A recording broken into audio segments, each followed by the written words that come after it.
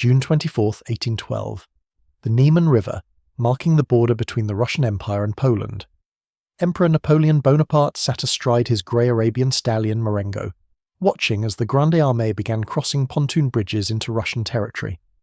At 42 years old, the master of Europe was about to lead the largest military force ever assembled into a campaign that would end in the most catastrophic military disaster in history. Behind him stretched 685,000 men, 200,000 horses, and a supply train that extended for hundreds of miles. Soldiers from France, Italy, Poland, Germany, Austria, Switzerland, and a dozen other conquered nations marched in seemingly endless columns. The emperor had conquered Egypt, Italy, Austria, and Prussia. He had humiliated Russia at Friedland just 5 years earlier. Nothing suggested that this campaign would be different. What Napoleon didn't know, what he couldn't have imagined, was that within 6 months, fewer than 30,000 of those men would return. The Russian winter was waiting. This is the story of how cold, hunger, and the vastness of Russia destroyed the most powerful army the world had ever seen. How military genius met geographical reality, and how one winter changed the course of human history. The origins of Napoleon's Russian campaign lay in economics, not conquest. By 1812, Napoleon controlled virtually all of continental Europe through direct rule or alliance. Only Britain remained defiant, protected by the Royal Navy and funded by trade with the entire world. Napoleon's continental system, established in 1806, was designed to strangle British commerce by closing all European ports to British goods. If Britain couldn't trade, her economy would collapse, and she would be forced to make peace. But the continental system had a fatal weakness: Russia. Tsar Alexander III had initially agreed to enforce the blockade after his defeat at Friedland in 1807. But Russian nobility depended on trade with Britain. They exported grain, timber, and naval stores. They imported manufactured goods, luxury items, and most importantly, gold. By 1810, Russia was openly violating the blockade, and Alexander showed no signs of changing course. For Napoleon, this was intolerable. His entire strategic vision required total European cooperation in isolating Britain. If Russia could ignore the continental system with impunity, other nations would follow. The system would collapse, Britain would survive, and the endless war would continue. Napoleon convinced himself that one swift campaign, one decisive battle in the tradition of Austerlitz or Jena, would force Alexander back into compliance. The Tsar would see the futility of resistance, and peace would return to Europe. This fundamental miscalculation would prove fatal. Napoleon was preparing to invade a country that had never been successfully conquered by a foreign power. The Grande Armée that assembled on Russia's borders in June 1812 was the culmination of 2 decades of French military innovation. It was organised into 7 corps, each functioning as a self-contained army capable of independent operations. Each corps contained infantry, cavalry, and artillery in balanced proportions, allowing them to march separately and concentrate for battle. Marshal Michel Ney commanded the 3rd Corps, 39,000 men who would earn immortal fame in the retreat to come. Prince Eugène de Beauharnais, Napoleon's stepson, led the 4th Corps of 42,000 Italians and French. Marshal Louis-Nicolas Davout, perhaps Napoleon's most capable commander, controlled the elite 1st Corps of 72,000 veterans. These were professional soldiers who had fought across Europe for a decade. They had crushed the Austrians at Ulm, destroyed the Prussian army at Jena, and beaten the Russians at Friedland. They believed themselves invincible, and experience had given them every reason for that belief. The artillery train alone was staggering.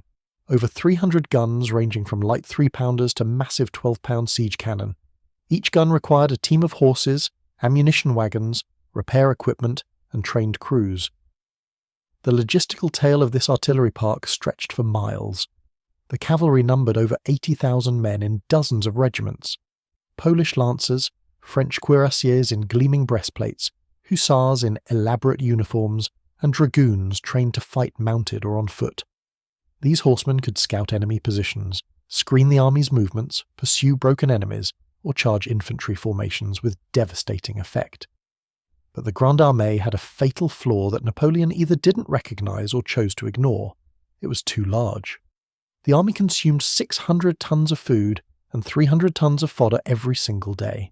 Transporting these supplies required thousands of wagons, tens of thousands of draft animals, and roads capable of handling the traffic. Russia had none of these things. Napoleon's solution was to establish massive supply depots in Poland and East Prussia, stocked with months of provisions. The army would carry 24 days of supplies and could be resupplied from these depots as it advanced. On paper, the system was brilliant. In practice, it assumed roads that didn't exist, delivery systems that couldn't function, and an enemy that would cooperate by offering battle within a few weeks' march of the border.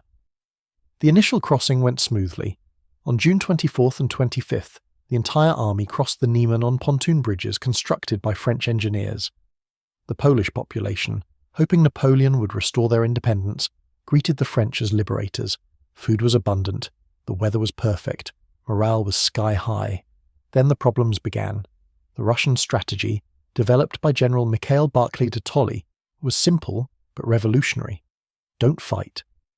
The Russian First and Second Armies, totaling about 200,000 men, would retreat, drawing the French deeper into Russian territory.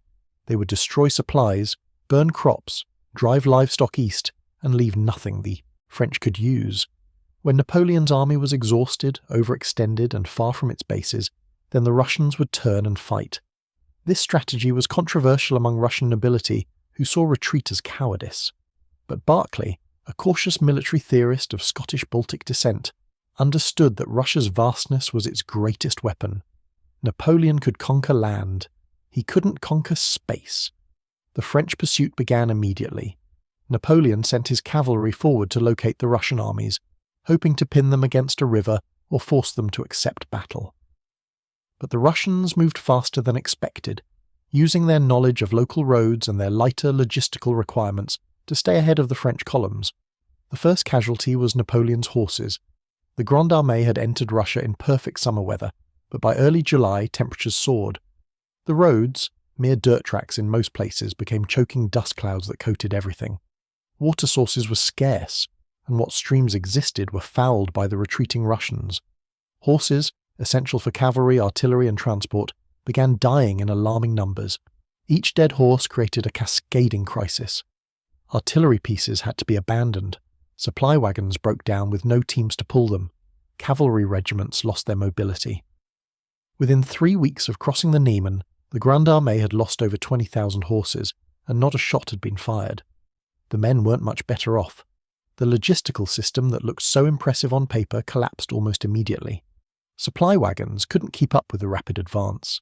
The roads, such as they were, turned to mud when summer thunderstorms arrived. Wagons broke down, horses died, and supplies that should have taken 3 days to arrive took 10, if they arrived at all. Soldiers began foraging, spreading out from their regiments to search farms and villages for food. But the Russians had been thorough. Grain was burned, livestock driven east, wells poisoned. What little remained was quickly exhausted by the leading corps, leaving nothing for those following. By mid-July, men were subsisting on whatever they could find. Unripe crops, abandoned vegetables, slaughtered horses. Dysentery and typhus spread through the ranks as men drank from polluted water sources and ate spoiled food. The Grande Armée was disintegrating before it ever saw serious combat. Philippe Paul de Ségur, an officer on Napoleon's staff, later wrote about these early weeks. The army seemed to be melting away. Every morning brought reports of hundreds of men too sick to march, horses dead in their lines, wagons abandoned on the roadside. We advanced victoriously, but it felt like defeat. By early August, Napoleon had covered 400 miles in 6 weeks and lost over 150,000 men. Some had been killed or captured in small skirmishes with Russian rearguards. But the vast majority had simply collapsed.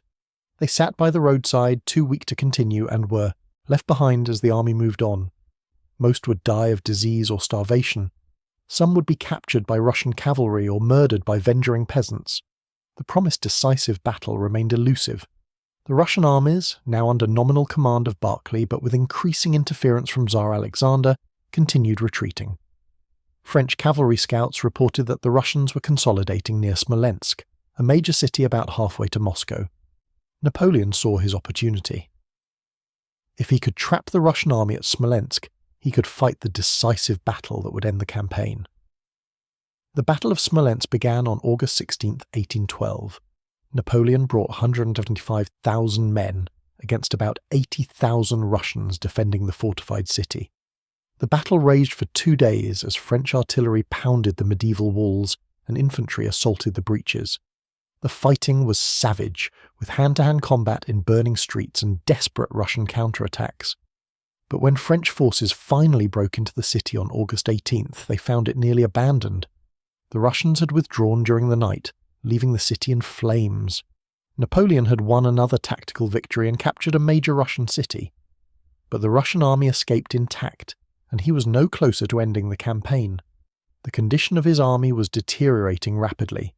Of the 685,000 men who had crossed the Niemen, fewer than 160,000 remained with the main force.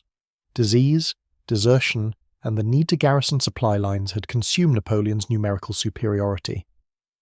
After Smolensk, Napoleon faced a crucial decision. Should he halt for the winter, consolidate his gains, and resume the campaign in spring 1813? Or should he push on to Moscow, hoping that capturing Russia's ancient capital would force Alexander to negotiate? His marshals urged him to stop. Marshal Ney, normally aggressive to a fault, argued that the army was exhausted and needed time to recover. Marshal Berthier, Napoleon's chief of staff, pointed out that they were already dangerously overextended. Marshal Davout calculated that they had enough supplies for perhaps 3 more weeks before the logistical system collapsed completely. Napoleon overruled them all. He had come too far to stop now. Moscow was only 250 miles away. Once he occupied Russia's greatest city, Alexander would have to make peace. The army would winter comfortably in Moscow, and in spring they would either go home as victors or finish off a beaten enemy. Every assumption in this calculation was wrong. The Russian army retreating toward Moscow was in crisis. The constant retreats had demoralized the troops and infuriated the nobility. Tsar Alexander, under enormous pressure to defend Moscow, replaced Barclay with General Mikhail Kutuzov, a 67-year-old veteran who had fought the Turks and the French. Kutuzov was no reformer. He was a political general, appointed to satisfy demands for action. But he was also pragmatic enough to recognize that Barclay's strategy was working. Napoleon's army was destroying itself. All Russia had to do was survive until winter. But political reality required a battle. If Kutuzov kept retreating to Moscow, the nobility would revolt and possibly depose Alexander.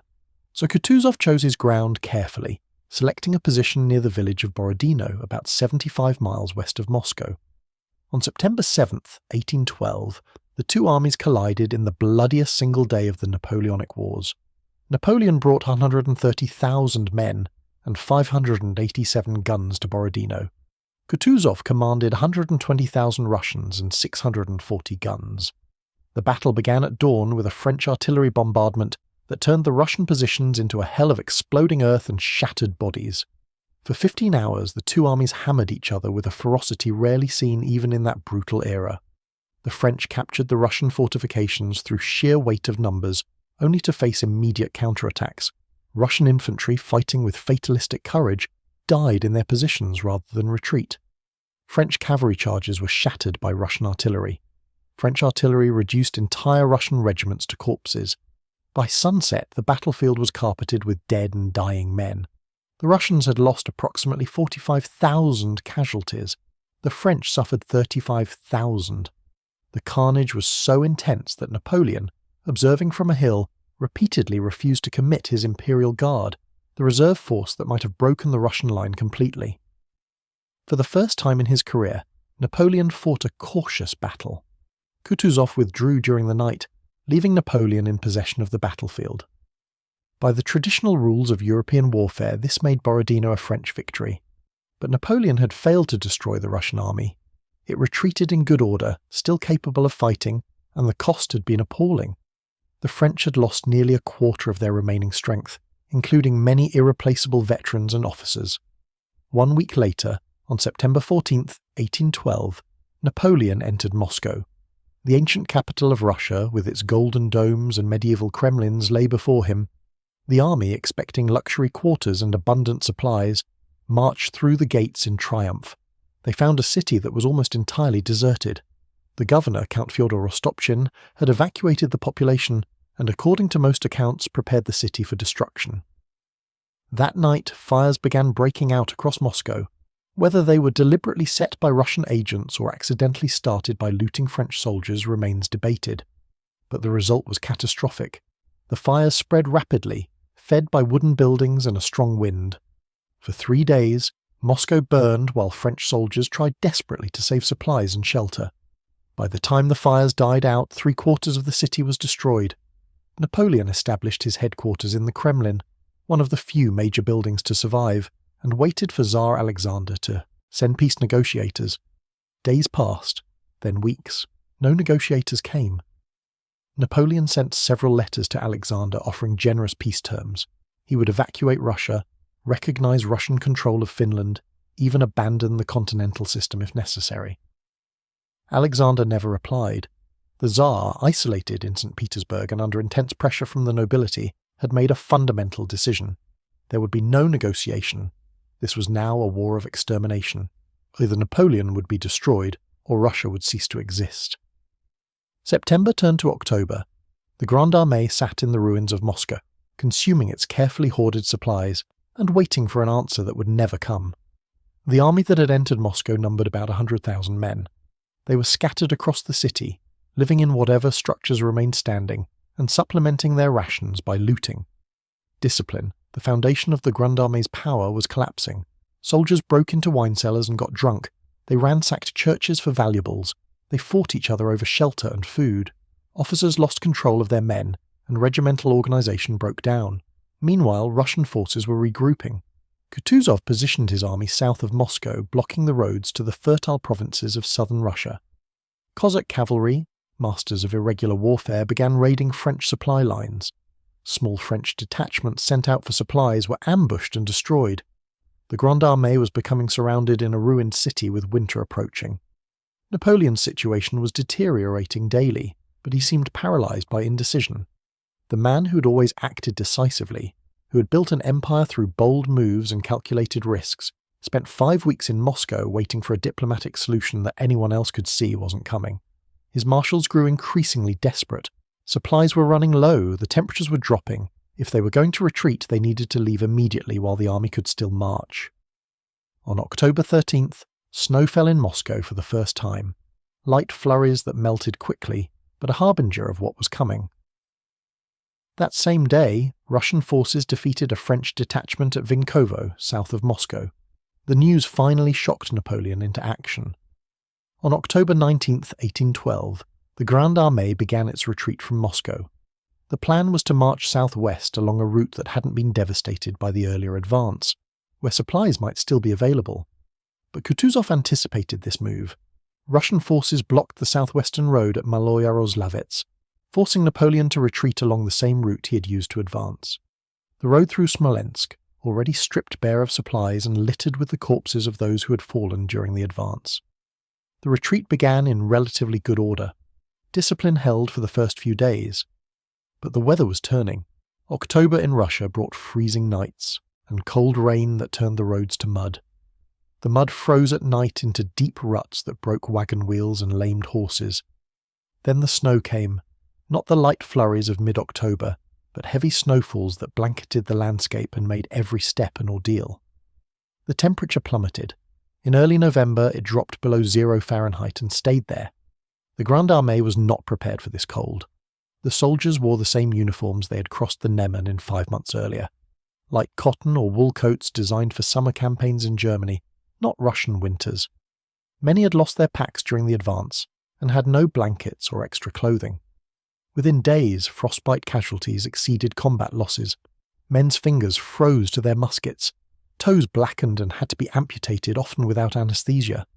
Ears and noses succumbed to frostbite and fell off. Soldiers wrapped their feet in rags torn from dead men's clothing. They burned furniture from abandoned houses for warmth. They huddled together at night in any shelter they could find, and many never woke up. The cold killed the horses first. The animals, already weakened by poor fodder and hard use, couldn't survive the combination of cold and starvation. As horses died, artillery pieces were abandoned. The Grande Armée, which had entered Russia with over 300 guns, was leaving most of them beside Russian roads because there were no horses to pull them. Supply wagons were abandoned when their teams died. The food, Ammunition and medical supplies they carried became useless treasures scattered across hundreds of miles. Without cavalry, the army was blind and defenceless. Cossack raiders, warmly dressed and riding tough steppe ponies, appeared without warning to massacre stragglers and cut off supply columns. Russian regular forces, following at a safe distance, picked off isolated detachments. The retreat became a race between the French army and Russian winter, with the Russians betting that cold would do their work for them. The retreat route was marked by abandoned equipment, dead horses, and frozen corpses. French soldiers who fell behind, unable to keep up the brutal pace, were left where they fell. Some were captured by pursuing Russians. Most simply sat down in the snow and died. The cold killed them in their sleep, a relatively merciful death compared to the alternatives. By early November, the Grande Armée had ceased to be an organised military force.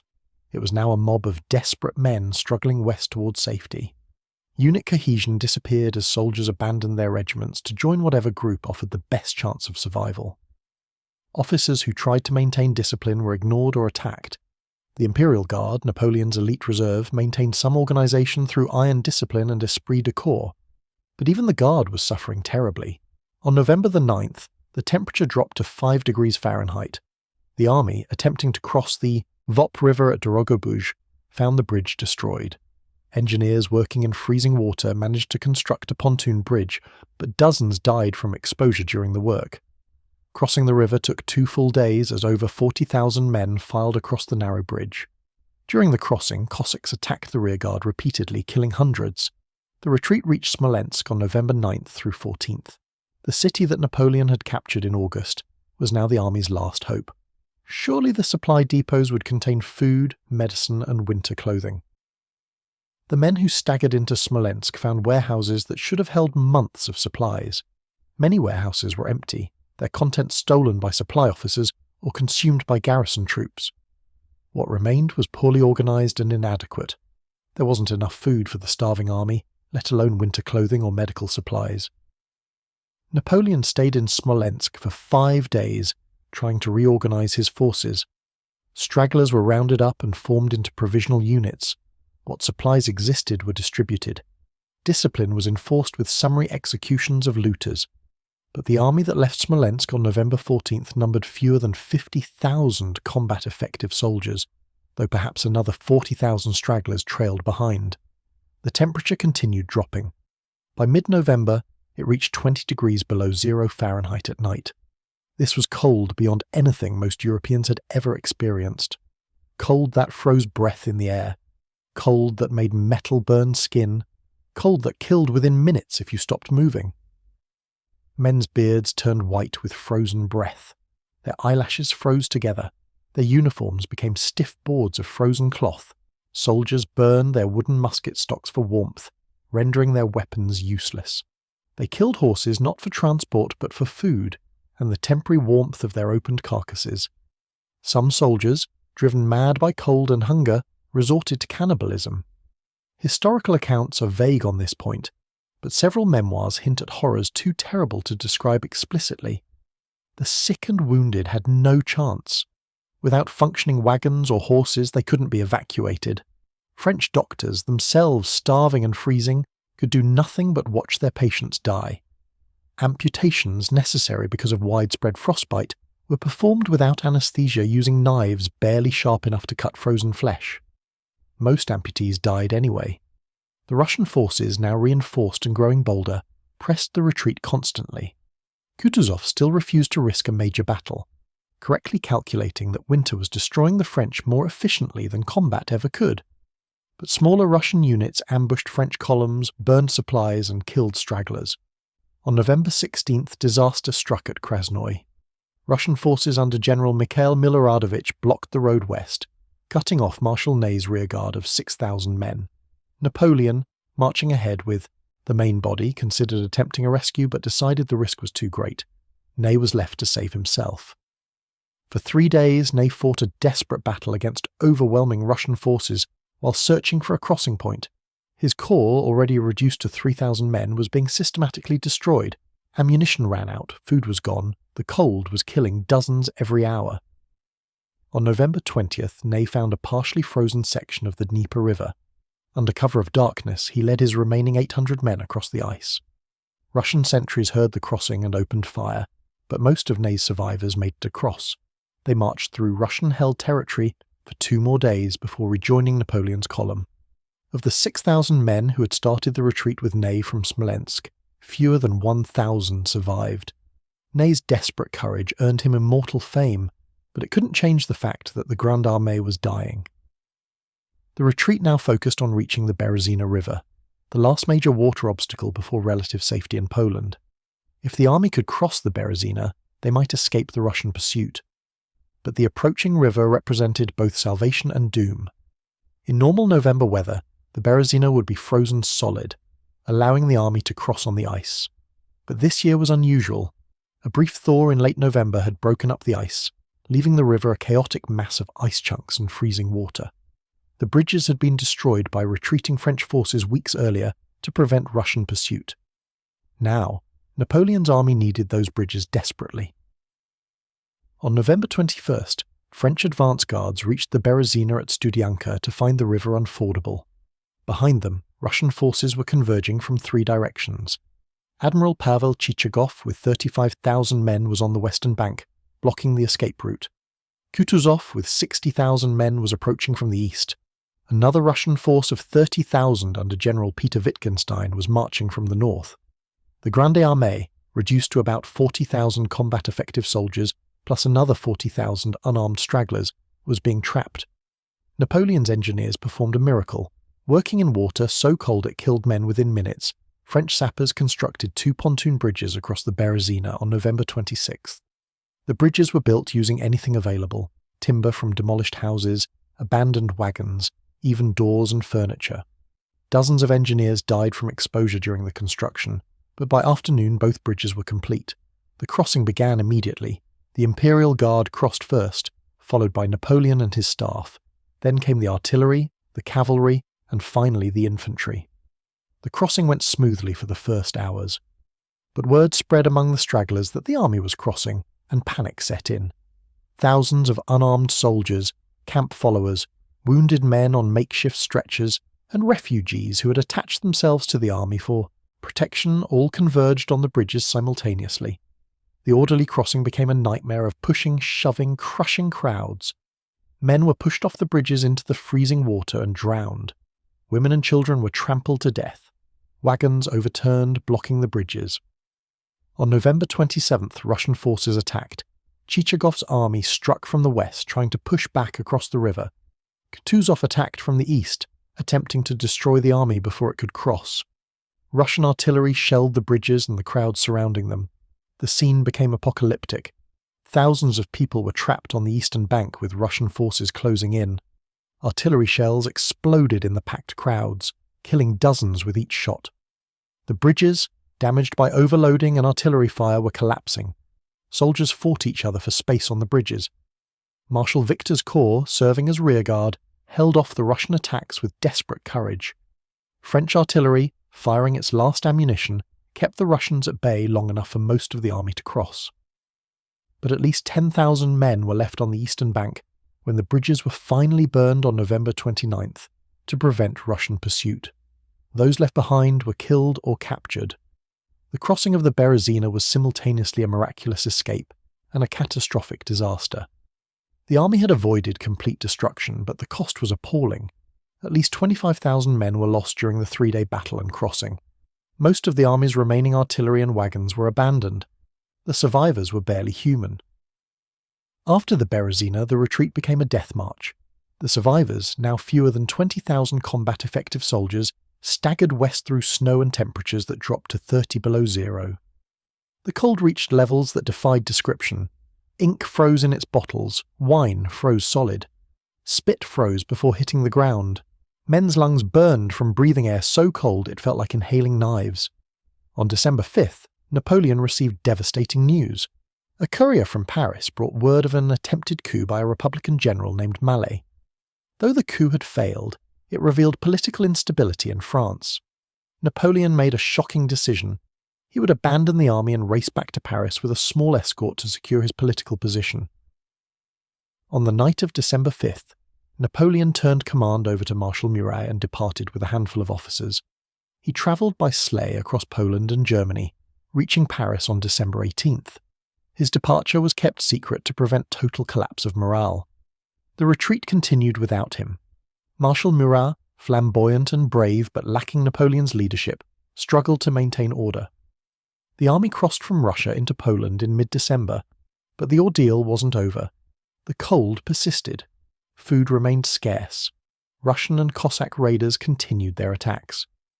On December 14th, the last organised remnant of the Grande Armée crossed the Niemen River back into Poland. Of the 685,000 men who had crossed east in June, fewer than 30,000 returned. The rest were dead, captured, or scattered as deserters across Eastern Europe. The statistics of loss are almost incomprehensible. The French lost approximately 380,000 men killed, died of disease, or froze to death. Another 100,000 were captured by Russian forces. The remaining 200,000 had deserted, been left behind as sick or wounded, or been detached to garrison duties and never rejoined the main army. Of the 200,000 horses that entered Russia, virtually none survived. The entire artillery train, 300 guns, was lost. Every wagon, every piece of equipment, every supply depot was abandoned. The most powerful army ever assembled had been utterly destroyed. The Russian losses were also severe. The Russian army lost approximately 210,000 men to combat, disease, and cold. Russian peasants, caught between French foragers and Russian scorched earth policies, suffered terribly. Farms were destroyed, crops burned, and livestock slaughtered. The western provinces of Russia would take decades to recover. But Russia had won. The existential threat to the empire was eliminated. The army could be rebuilt. The land would heal. And most importantly, the myth of Napoleon's invincibility was shattered. The impact of Napoleon's Russian disaster rippled across Europe immediately. Prussia, forced into alliance with France, saw its opportunity. In February 1813, Prussia switched sides and declared war on France. Austria, watching carefully, began preparing to join the anti-French coalition. By August 1813, virtually all of Europe was united against Napoleon. The campaign of 1813, fought across Germany, saw Napoleon win several tactical victories with hastily raised armies of conscripts, but he could never recover the strategic advantage. At Leipzig in October 1813, the largest battle of the Napoleonic Wars, Napoleon was defeated by a coalition army. In early 1814, coalition forces invaded France itself. Napoleon fought brilliantly in defence of France, but the mathematics of war had turned against him. He couldn't replace his losses fast enough. On April 6, 1814, Napoleon abdicated and was exiled to Elba. His return in 1815 would end at Waterloo. The Russian winter had destroyed more than an army. It had destroyed Napoleon's ability to dominate Europe through military force. The question of how much credit belongs to winter versus Russian strategy has been debated ever since. Russian historians emphasize the sacrifices of the Russian people and the brilliance of commanders like Kutuzov. Western historians often portrayed the winter as the decisive factor, suggesting Napoleon was defeated by weather rather than military skill. The truth lies somewhere between. The Russian strategy of trading space for time, implemented by Barclay and continued by Kutuzov, was brilliant. By refusing to fight a decisive battle until the French were exhausted, the Russians negated Napoleon's tactical genius. But the strategy only worked because of Russia's unique geography and climate. The vast distances exhausted the French supply system. The primitive roads prevented rapid movement. The harsh continental climate killed the army. In any other European country, Napoleon's strategy would have worked. France could be crossed in 2 weeks, Germany in 3. Even Austria could be traversed in a month. But Russia was different. It was too large, too primitive, too harsh. The same factors that made Russia backward by Western European standards made it nearly unconquerable. The French soldiers who survived wrote haunting memoirs of the campaign. They described cold beyond imagination, hunger that drove men mad, and suffering that stripped away humanity. They wrote of watching comrades freeze to death mid-stride, of eating soup made from horse hooves and leather, of marching past thousands of frozen corpses that lined the roads like ghastly mile markers. Captain François Bourgogne of the Imperial Guard described the final days of the retreat. We were no longer soldiers. We were refugees fleeing a catastrophe, dead men who still walked because we didn't know we were already corpses. The cold had taken everything human from us. We didn't help each other. We didn't share food. We simply existed, moment to moment, waiting for death. The ones who died were the lucky ones. They stopped suffering. We who lived kept walking through hell. Lieutenant Charles François of the 30th Line Infantry wrote decades later, "I am an old man now, but when winter comes, I am back in Russia. I feel the cold in my bones. I hear the wind that never stopped howling. I see the faces of friends who died beside me. France gave me medals for that campaign. What I brought back was the knowledge that human beings can be reduced to something less than animals, that civilization is a thin veneer that cold and hunger strip away in days." Napoleon himself rarely spoke of Russia in his later years. In exile on St. Helena, when asked about his greatest mistake, he supposedly replied, "Moscow." Then he would say no more. The 1812 campaign entered European consciousness as a cautionary tale about hubris and the limits of military power. Countless books, paintings, and poems commemorated the disaster. Tchaikovsky's 1812 overture, with its cannon fire and triumphant bells, celebrated Russian victory.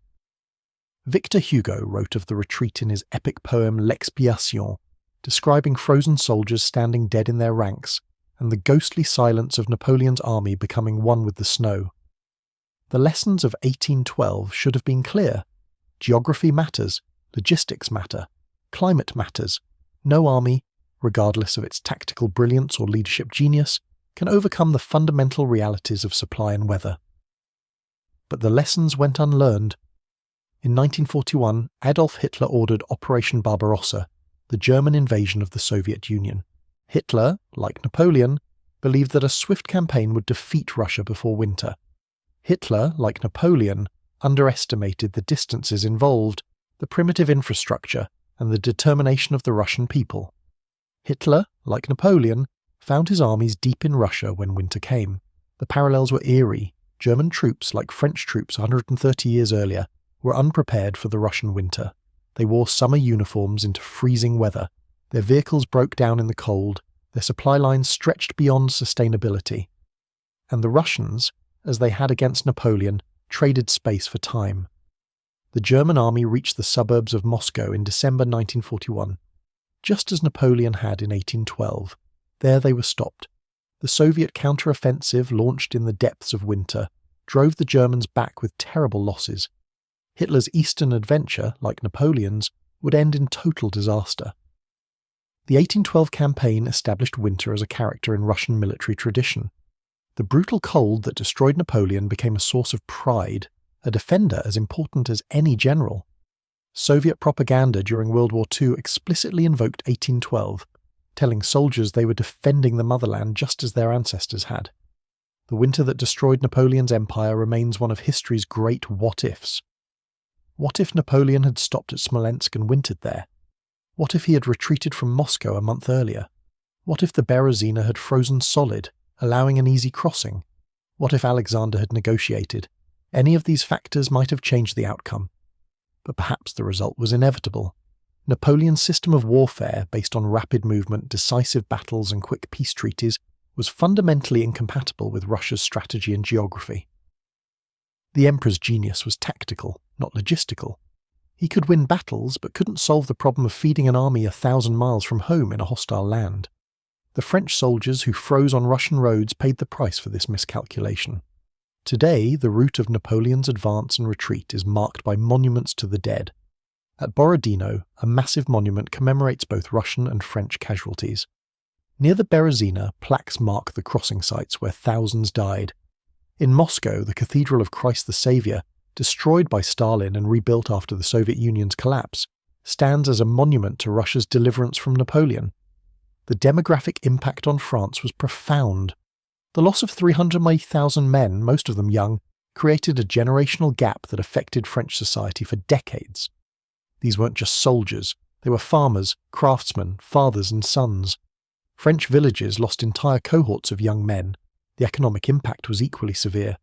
The cost of the campaign, combined with the loss of productive workers, contributed to the economic problems that would plague France throughout the 19th century.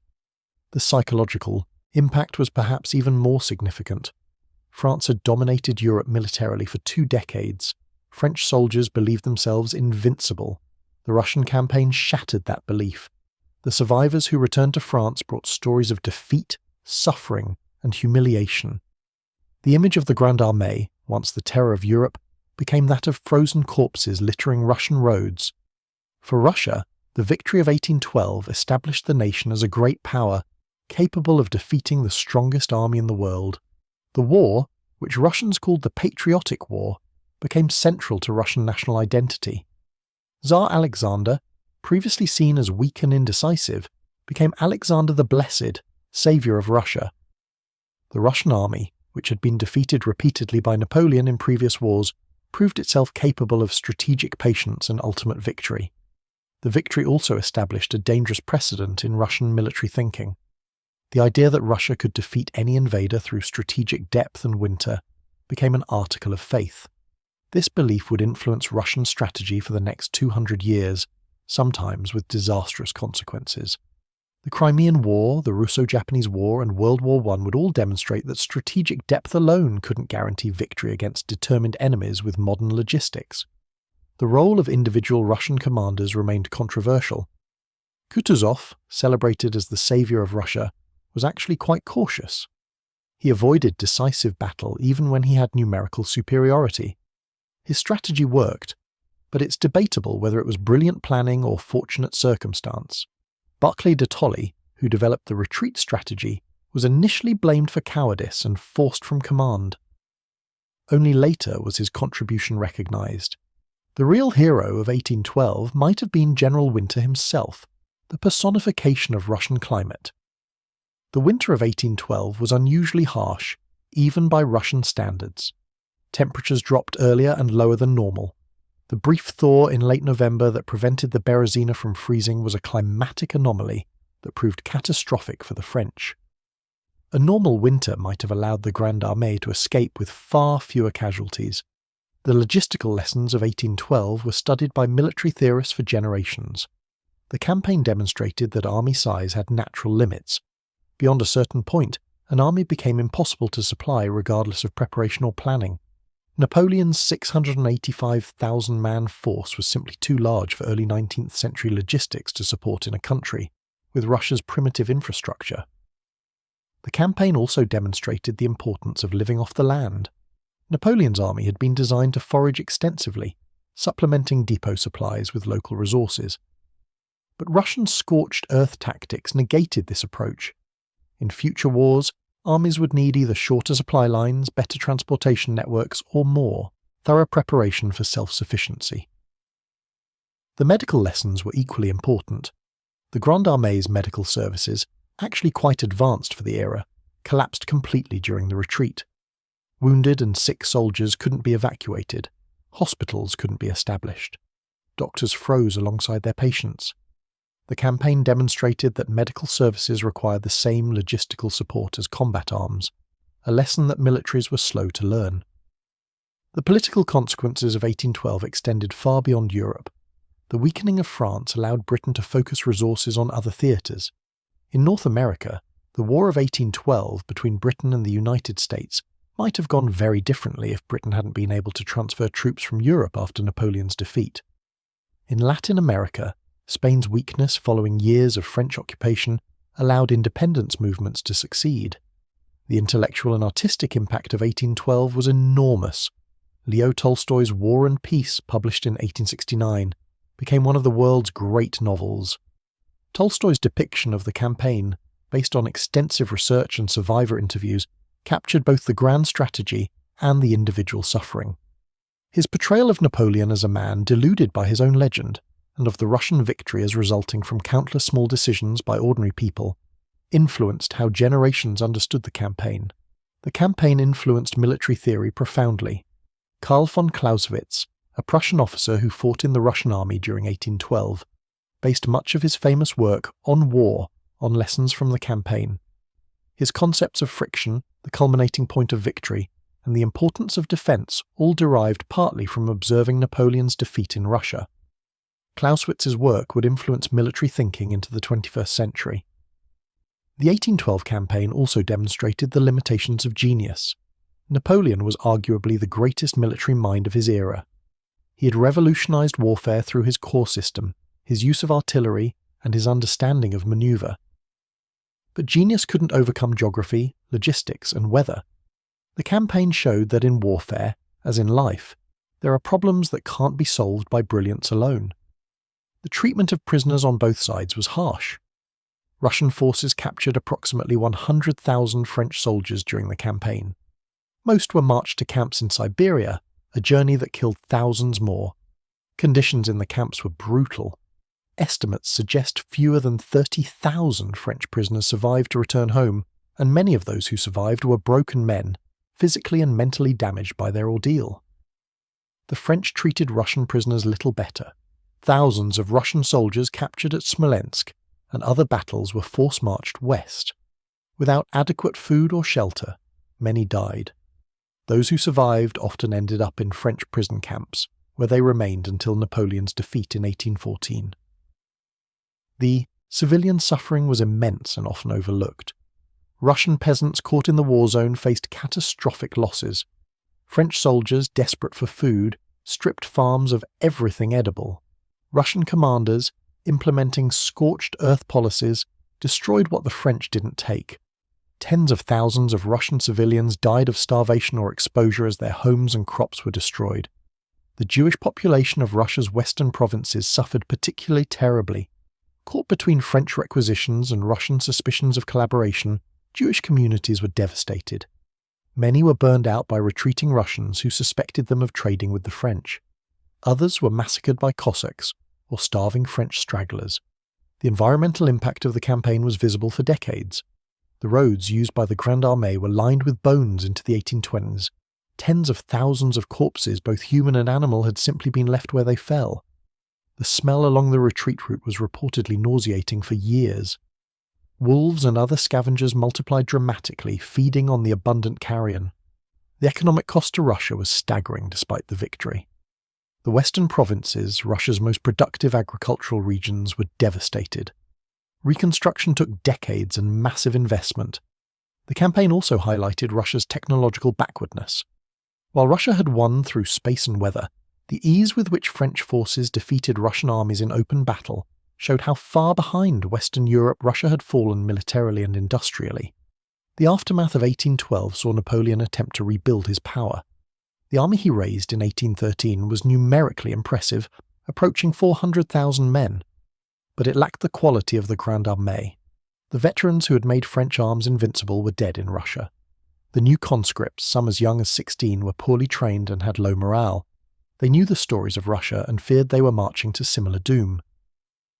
The coalition forces that opposed Napoleon in 1813 and 1814 were emboldened by his Russian defeat.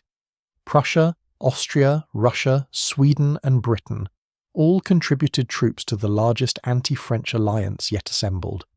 The coalition strategy was simple: avoid battle with Napoleon personally while defeating his marshals, gradually wearing down French strength through attrition. It was essentially the Russian strategy applied to Western Europe. Napoleon won several battles in 1813, displaying his old tactical brilliance at Lutzen, Bautzen, and Dresden. But he couldn't win decisively. His enemies retreated when faced with superior force and concentrated when they found weakness. The strategy frustrated Napoleon but proved effective. By October 1813, when the decisive Battle of Leipzig began, Napoleon faced overwhelming odds. The Battle of Leipzig, fought from October 16th to 19th, 1813, involved over 500,000 soldiers, making it the largest battle in European history until World War I. Napoleon commanded about 190,000 men against 380,000 coalition troops. The outcome was inevitable. Napoleon was defeated and forced to retreat back into France with fewer than 100,000 survivors. The 1814 campaign saw Napoleon perform military miracles with inadequate resources. Commanding forces that never exceeded 80,000 men against coalition armies totaling over 350,000, he won battle after battle through brilliant maneuver. But each victory was tactical rather than strategic. he couldn't prevent the Allied advance on Paris. By late March 1814, coalition forces occupied the French capital. Napoleon's marshals, the men who had followed him across Europe for 15 years, finally refused to continue. Marshal Ney, who had led the rearguard out of Russia with legendary courage, told Napoleon directly that the army wouldn't fight anymore. On April 6, 1814, Napoleon abdicated and accepted exile to Elba, a small island off the Italian coast. His return in March 1815 for the 100 Days campaign showed that his legend still held power. French troops sent to arrest him instead rallied to his banner. Within 3 weeks, Napoleon controlled France again without firing a shot. But Europe united against him immediately. The armies of the Seventh Coalition, led by Britain, Prussia, Austria and Russia, mobilized to crush him definitively. The Waterloo campaign in June 1815 was Napoleon's last attempt to break coalition unity through decisive battle. He nearly succeeded.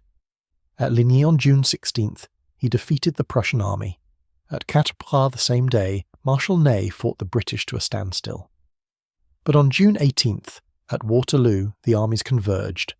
Napoleon faced the Duke of Wellington's Anglo-Allied army, while Prussian forces under Marshal Blücher approached from the east. The Battle of Waterloo was Napoleon's final gamble. He nearly broke Wellington's line, but the arrival of Prussian forces in the late afternoon turned the battle decisively. By evening, the French army was in full retreat. Napoleon's power was broken forever. He abdicated again on June 22, 1815, and was exiled to St. Helena, a remote island in the South Atlantic, where he would die in 1821. The direct line from Moscow to Waterloo was clear. The veterans lost in Russia could never be replaced. The empire's resources, stretched beyond sustainability by the Russian campaign, never recovered. The psychological impact of defeat, the knowledge that Napoleon was fallible, emboldened his enemies and discouraged his soldiers. Without the Russian disaster, Waterloo might never have happened. The memory of 1812 lived on in unexpected ways.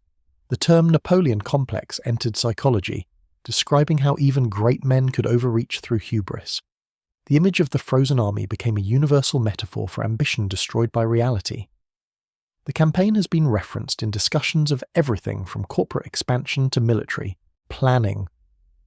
In the 20th century, strategists studied 1812 as a case study in logistical planning and strategic overreach.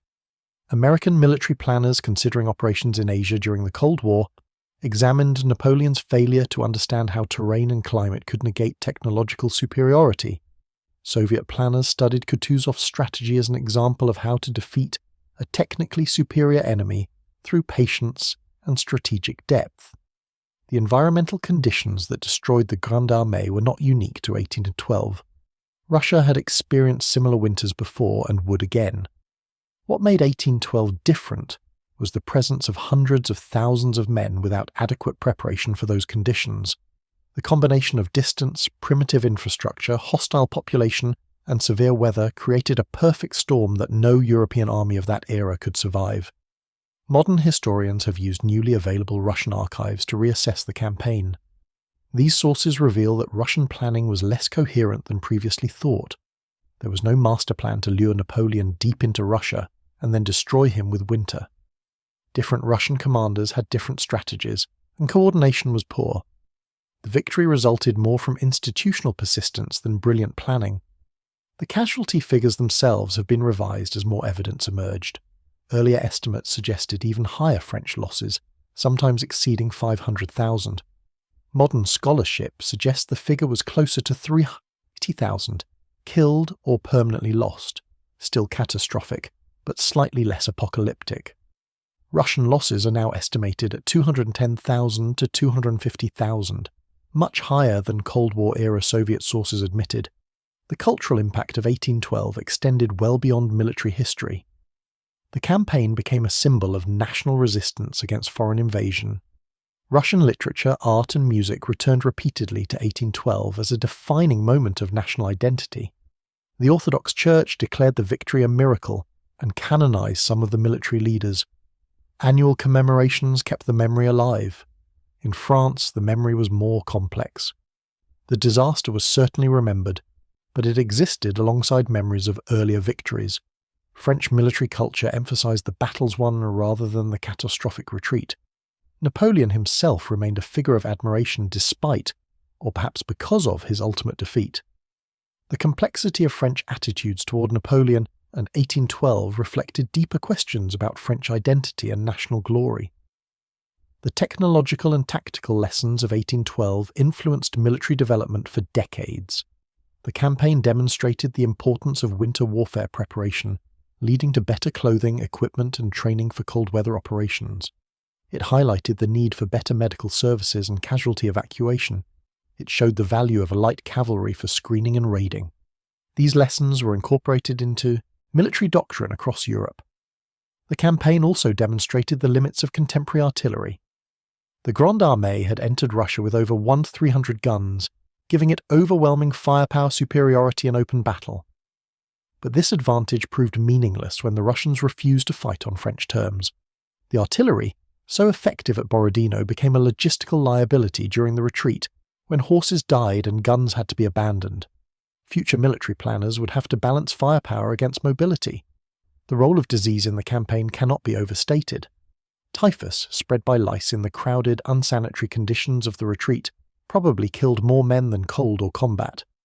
Dysentery, caused by contaminated water and spoiled food, weakened men and made them vulnerable to other threats. These diseases thrived in the terrible conditions of the retreat, turning what might have been a difficult withdrawal into a catastrophic rout. The contrast between Napoleon's entry into Russia and his departure captured the campaign's tragedy. In June 1812, the Grande Armée crossed the Niemen as the most powerful military force in the world, confident in its invincibility and its leader's genius. In December 1812, the pathetic remnants staggered back across the same river, broken in body and spirit, having achieved nothing and lost everything. The winter that destroyed Napoleon's empire demonstrated fundamental truths about warfare that remain relevant today. Superior numbers and tactics cannot overcome inadequate logistics. Cultural and geographic factors matter as much as military brilliance. Weather is not neutral, distance is a weapon. And perhaps most importantly, there are limits to what force can achieve, limits that even genius cannot transcend. The frozen roads of Russia, littered with the corpses of 400,000 men and 200,000 horses, testified to these truths. Every abandoned cannon, every burned wagon, every frozen soldier marked the limits of Napoleon's power and the end of his dream of European domination. The winter had spoken, and its verdict was final. The empire that had seemed eternal in 1811 was mortally wounded by December 1812. Within 3 years, it would be gone, destroyed not by a single battle, but by the accumulation of losses that began on those frozen Russian roads. The survivors of 1812 carried physical and psychological scars for the rest of their lives. Many suffered from frostbite damage that never fully healed.